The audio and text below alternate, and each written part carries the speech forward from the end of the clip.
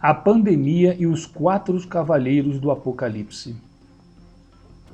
Doenças, pragas, ciclones, terremotos, conflitos políticos e sociais. Talvez seja o cenário ideal para um filme apocalíptico, mas é só a realidade mesmo. Desde que os primeiros casos de coronavírus surgiram, em dezembro de 2019, o mundo parece ter mergulhado num abismo sem fundo. Notícias perturbadoras chegam a cada minuto, disseminando pânico, irritação e o que nos leva à seguinte pergunta: estaríamos vivendo os momentos finais da história humana? Se considerarmos apenas o que fala Jesus no Evangelho de São Mateus sobre o fim dos tempos, a resposta é não. Abre aspas. De fato, há de se levantar nação contra nação e reino contra o reino. Haverá fome e terremotos em vários lugares. Tudo isso é o começo das dores. Fecha aspas, capítulo 24, versículos 8. Acontecimentos infaustos, por mais graves que sejam, não indicam necessariamente a iminência do juízo final. Eles, na verdade, são um aviso de que devemos estar sempre preparados para o retorno de nosso Senhor, que, como diz na primeira carta de Pedro, capítulo 3, versículo 10, virá como ladrão.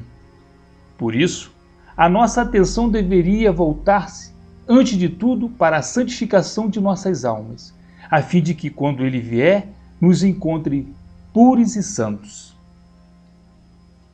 Isso não quer dizer que não devemos estar atentos aos sinais dos tempos. Se por um lado não sabemos que dia será o fim do mundo, podemos por outro ter certeza de que estamos no tempo das dores, na medida em que o cerco se vai fechando contra os filhos da luz, seja por projetos que pretendem nos levar aos tribunais, seja por perseguições explícitas nas ruas. O mundo moderno odeia tanto ou mais o cristianismo quanto um dia o odiou o Império Romano e demais opositores do Evangelho ao longo de 2 milênios. As dores da Igreja, de fato, começaram no Calvário. E o que vemos em nossos dias é, por assim dizer, mais um capítulo dramático da grande batalha entre as forças de Deus e a prepotência do diabo.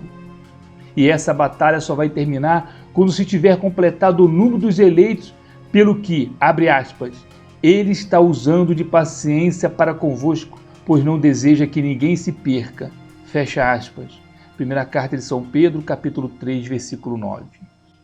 A peste, a fome e a guerra estão, biblicamente, ligadas à purificação pela qual os homens precisam passar, sobretudo quando aumenta entre eles a iniquidade e a idolatria.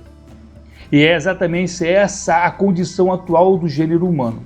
Vemos coisas escandalosas acontecerem onde menos se esperaria. Em razão disso, o respeitado exorcista Padre Duarte Souza Lara recomenda, para esses tempos, um sério aprofundamento sobre os textos proféticos e as mensagens de Nossa Senhora, em sintonia com o magistério da Igreja e os fatos históricos, a partir dos quais todo fiel pode formar um reto juízo sobre o que deve fazer para agradar a Deus e sobreviver às investidas do inimigo. O coronavírus foi apenas um aperitivo e, consequentemente, devemos estar atentos ao que está acontecendo à nossa volta e ao que Deus nos diz, adverte o sacerdote. Todo esse quadro traz à tona um dos textos bíblicos mais comentados entre cristãos e não cristãos. O Apocalipse de São João tem, sem dúvida, uma mensagem impressionante, sendo constantemente citado em livros, filmes, séries e novelas. Embora não seja obra propriamente profética, ela apresenta tal conjunto de símbolos, imagens e exortações que é impossível não pensar nela neste estado de calamidade causado pela pandemia. Nesse sentido, e segundo a proposta de Padre Duarte Souza Lara, é importante conhecer mais esse texto bíblico que fala abertamente da peste, da fome e da guerra, que se abaterão sobre os homens como uma grande tribulação em consequência de seus pecados. A interpretação do Apocalipse. O livro do Apocalipse, do grego Apocalipse, revelação, foi escrito pelo apóstolo São João por volta do fim do século I, quando ele se encontrava na ilha grega de Patmos. por conta da perseguição de Domiciano. É preciso conhecer bem esse contexto para compreendermos a mensagem do livro. Não se trata de uma obra para anunciar desgraças, mas de uma composição literária que, tendo como pano de fundo o acostamento dos cristãos naquele período, recapitula a história da humanidade e da Igreja por meio de símbolos e imagens, cujo fio condutor é a luta entre o Cordeiro de Deus e a antiga serpente. Por isso, o livro do Apocalipse é o livro da esperança cristã, porque revela a mão providente de Deus, que governa o mundo e se aproveita até das artimanhas do maligno para conduzir o gênero humano à salvação eterna. Com efeito, grande parte dos exegetas tende a adorar a teoria da recapitulação, proposta pelo dominicano Padre Ernesto Bernard Allo no livro Saint Jean l'Apocalypse, como a mais adequada para interpretar o último livro da Sagrada Escritura. Segundo essa teoria, os números, símbolos e imagens que São João apresenta não se devem entender de forma literal, mas como uma composição literária, lógica, pela qual o apóstolo, cujo estilo é o de uma águia sobrevoando a presa, vai encaminhando pouco a pouco o leitor até o destino desejado, a certeza de que Deus está no controle de todas as coisas. Levando em conta essa peculiaridade de estilo, explica Dom Esteve Bittencourt, podemos dizer que o autor sagrado não expõe os sucessivos acontecimentos concretos da história do cristianismo, mas apresenta a realidade visível que se vai afirmando constantemente por detrás dos episódios visíveis da história. A estrutura que o Apocalipse segue, de maneira geral, é a da descrição por septenários, as 7 igrejas, os 7 selos, as 7 trombetas e as 7 taças.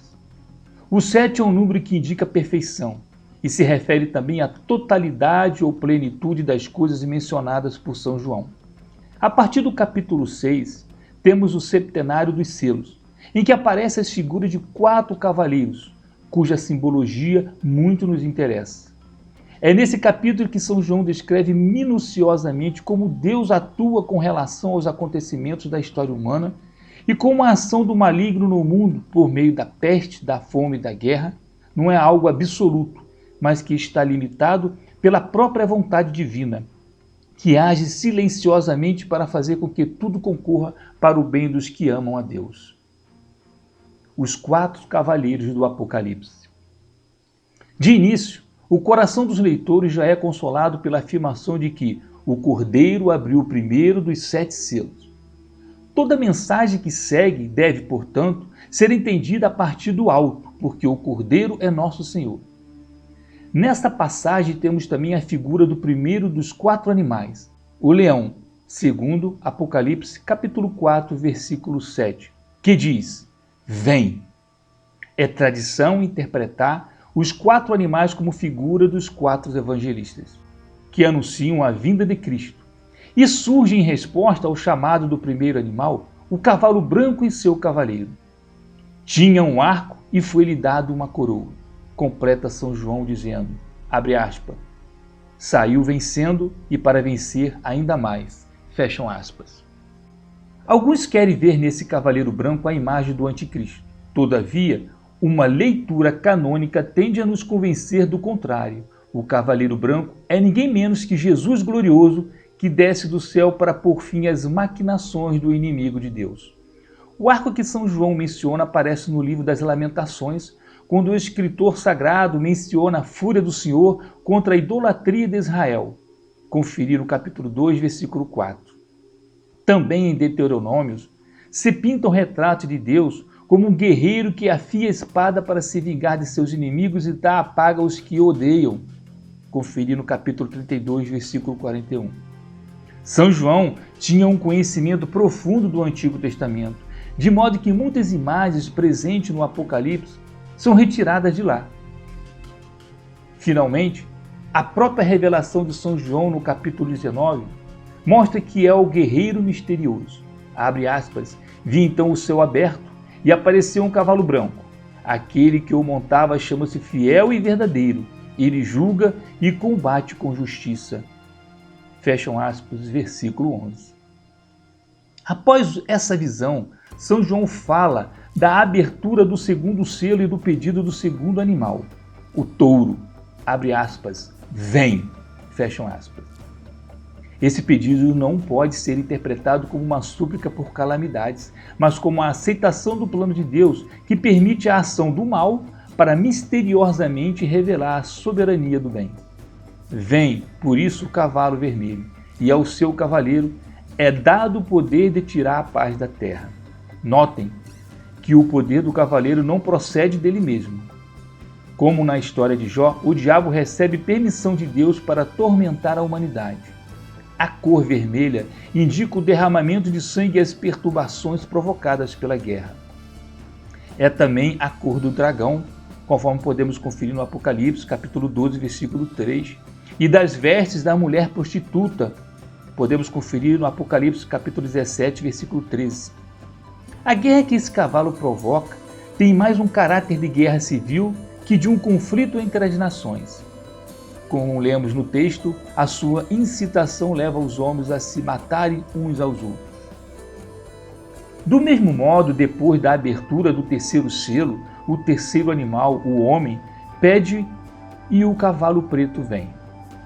A este é dada permissão para atacar as colheitas da primavera, trigo e cevada, mas não as do outono, azeite e vinho.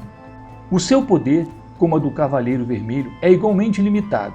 Todavia, a cor preta e a balança são símbolos da morte provocada pela fome, que chega em decorrência da guerra e da destruição das plantações. O último animal, a águia, acompanha a abertura do quarto selo e a vinda do cavalo verde. O seu cavaleiro era chamado a morte, e o Hades o acompanhava, diz o texto do Apocalipse. A cor verde é a dos cadáveres em decomposição, dos milhares de mortos, a quarta parte da terra, conta São João, pela espada, pela fome e pela peste. Com essas figuras, o apóstolo retoma os três flagelos contra a humanidade rebelde, que a Sagrada Escritura geralmente menciona em diferentes passagens. Podemos conferir Levítico, capítulo 26, versículos de 23 a 29, Deuteronômios, capítulo 32, versículos 24 seguintes, Ezequiel, capítulo 5, versículo 17, capítulo 6, versículo 11 a 12, capítulo 7, versículo 15, capítulo 12, versículo 16. O desfecho do capítulo 6 e o que segue nos capítulos 7 e 8 mostram finalmente a diferença entre os que se mantêm fiéis à promessa de Deus e os que renegam a fé diante da calamidade. Estes últimos, os reis da terra e os epígonos e os chefes militares, os ricos, os poderosos, etc., fogem apavorados, pedindo aos montes para esconderem seus rostos da face daquele que está sentado no trono e da ira do Cordeiro.